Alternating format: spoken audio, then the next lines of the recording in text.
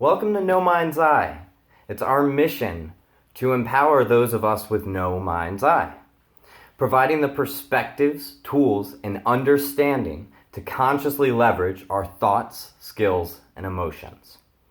So if you're anything like me, upon finding out that you are having a different cognitive experience than 98% of the human race, you were probably shocked, maybe even faced a little bit of disbelief.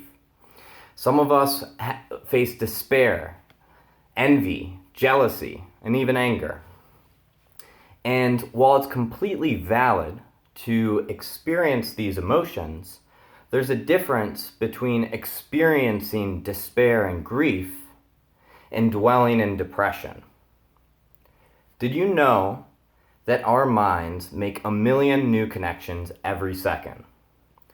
And that is by the way of neural pathways.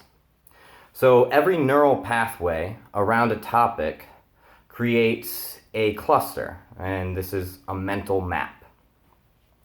The more that we focus on a topic and experience it in different ways, so thoughts through actions, through dialogue, and maybe teaching, playing out the actions, each of these creates new anchor points for these mental maps.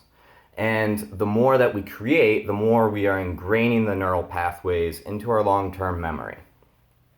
So if, while focusing on the topic of aphantasia, we look at it as a deficit and feel broken, then we are going to further prime and ingrain these unresourceful emotions to the understanding of our cognition.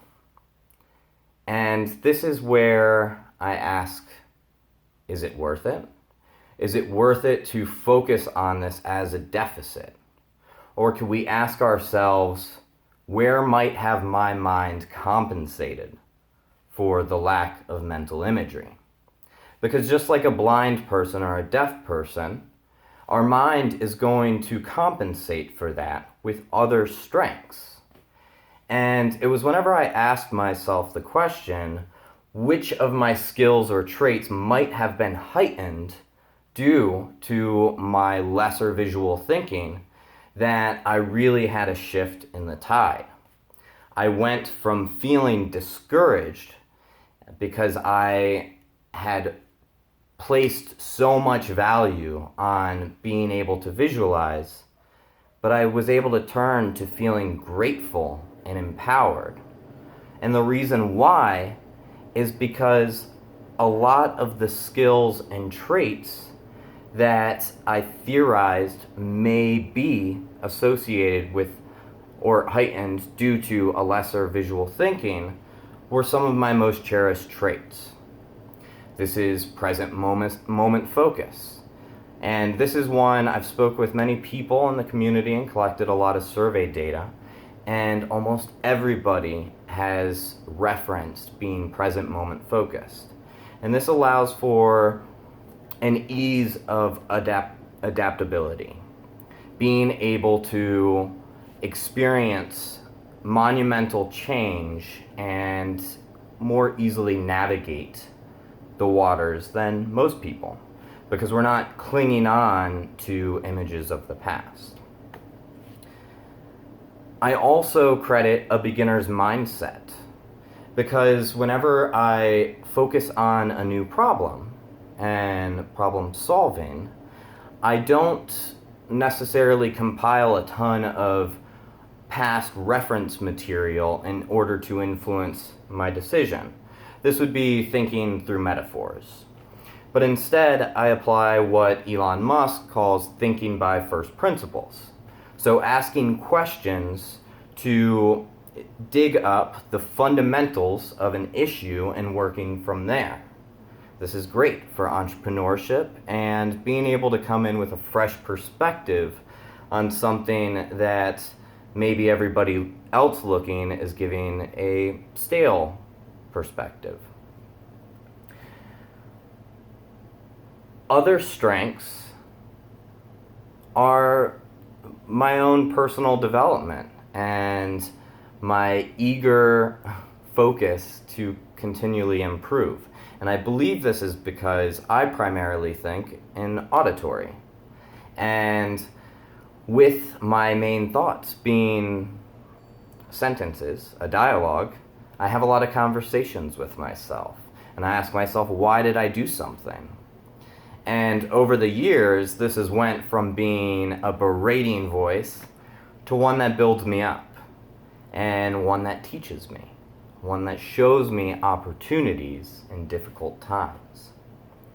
So there's quite a few things that, upon asking that question, I felt really grateful for the way my mind works. And I'd say about 20% of people that I've spoke with also have this gratitude towards aphantasia. So let's look at this as an opportunity to use our expanded awareness of our cognition and find the ways that our mind best works. How can we work with it? Maybe we felt dumb. Maybe we have felt like we just don't learn well. But just maybe we're using the wrong processes. We're approaching it like a visual thinker would. Most people I've spoken with have told me that they do their best thinking out loud. Now, not every person experiencing aphantasia is having the same experience. In fact, all of us are having wildly different experiences. But there may be some similarities. So with an auditory thinker, rather than trying to visualize a story as we go along, we may want to speak out loud.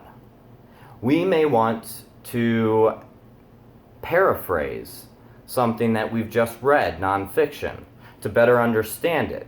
And going back to the mind and creating a million different links every second, the more links that we can create around an idea, so speaking out loud, teaching to others, acting out, the more that this is going to be ingrained into our memory. As for kinesthetic learners, we may do better through the last thing I mentioned, which was acting out what we are learning. Associating some type of movement, even while reading, actually has been shown to stimulate memory. So, the understanding of our minds can be used to our benefit.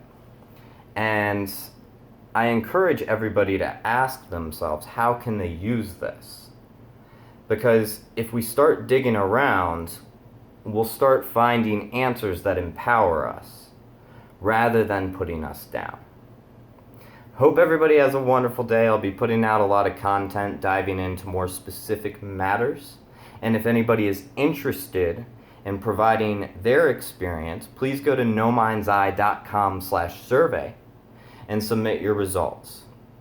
And if anybody listening to this has an empowering experience that they'd like to share with others, please go to nomindseye.com/contact and let me know, because we're going to be starting our podcast here soon, and the whole point of it is to share other stories who have found relief and advantage through their expanded awareness.